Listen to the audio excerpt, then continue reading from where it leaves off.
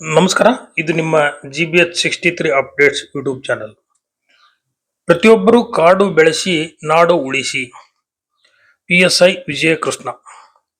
ಹರಪನಹಳ್ಳಿ ತಾಲೂಕಿನ ಅರಸೀಕೆರೆ ಪೊಲೀಸ್ ವಸತಿ ಗೃಹದ ಆವರಣದಲ್ಲಿ ಹಾಗೂ ಬೂದಿಹಾಳು ಗ್ರಾಮದ ಸರ್ಕಾರಿ ಪ್ರಾಥಮಿಕ ಶಾಲೆಯಲ್ಲಿ ಧರ್ಮಸ್ಥಳ ಗ್ರಾಮಾಭಿವೃದ್ಧಿ ಯೋಜನೆಯಿಂದ ಹಾಗೂ ಪೊಲೀಸ್ ಇಲಾಖೆಯಿಂದ ಸಸಿಗಳನ್ನು ನೆಡುವ ಕಾರ್ಯಕ್ರಮ ಹಮ್ಮಿಕೊಳ್ಳಲಾಗಿತ್ತು.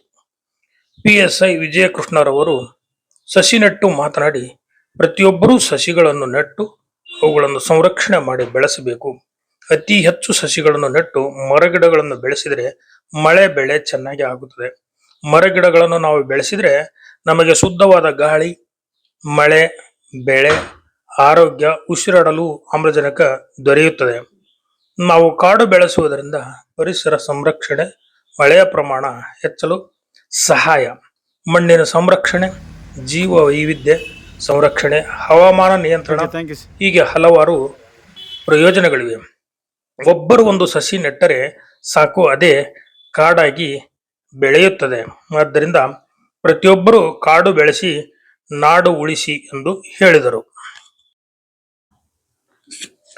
ಇದೇ ಸಂದರ್ಭದಲ್ಲಿ PSI ವಿಜಯಕೃಷ್ಣ, ಪ್ರೊಬೆಷನರಿ ನಾಗಲಿಂಗಪ್ಪ, ಧರ್ಮಸ್ಥಳ ಸಂಘದ ವಲಯ ಮೇಲ್ವಿಚಾರಕ HM ಲಿಂಗರಾಜ್, ಅರಸೀಕೆರೆ ಮೇಲ್ವಿಚಾರಕ ಪ್ರಶಾಂತ್ D ಶೆಟ್ಟಿ, ಪೊಲೀಸ್ ಇಲಾಖೆಯ ಕೂಲಹಳ್ಳಿ ಕೊಟ್ರೇಶ್, ಹರೀಶ್ ದೇವರಹಟ್ಟಿ, ಮಹಾಂತೇಶ್, ಸೇವಾ ಪ್ರತಿನಿಧಿ ಪೂಜಾರ್ ದುರ್ಗಪ್ಪ, K ಮಹಾಂತೇಶ್, ನಾಗರಾಜ್ ಬೂದಿಹಾಳು, SDMC ಅಧ್ಯಕ್ಷ G ಚಂದ್ರಪ್ಪ, ಉಪಾಧ್ಯಕ್ಷ ಚೈತ್ರ ಅಶೋಕ್, ಬಡ್ತಿ ಮುಖ್ಯ ಗುರುಗಳಾದ M ಪ್ರಭುಲಿಂಗಪ್ಪ, ಸಹ ಶಿಕ್ಷಕರಾದ G ವೀರೇಶ್, ಗಂಗಾಧರ್ ಸ್ವಪ್ನಮಠ್, SDMC ಸದಸ್ಯ ಗಂಗಾಧರ್ ಗುರುಸಿದ್ದಪ್ಪ, ಗ್ರಾಮದ ಮುಖಂಡರು, ಪೊಲೀಸ್ ಇಲಾಖೆಯ ಸಿಬ್ಬಂದಿಯವರು ಹಾಗೂ ಮಕ್ಕಳು ಹಾಜರಿದ್ದರು.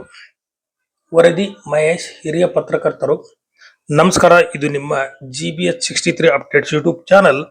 ದಯಮಾಡಿ ನಮ್ಮ ಚಾನಲ್ ಸಬ್ಸ್ಕ್ರೈಬ್ ಮಾಡಿ, ಶೇರ್ ಮಾಡಿ, ಲೈಕ್ ಮತ್ತು ಕಾಮೆಂಟ್ ಮಾಡಿ. ಧನ್ಯವಾದಗಳು.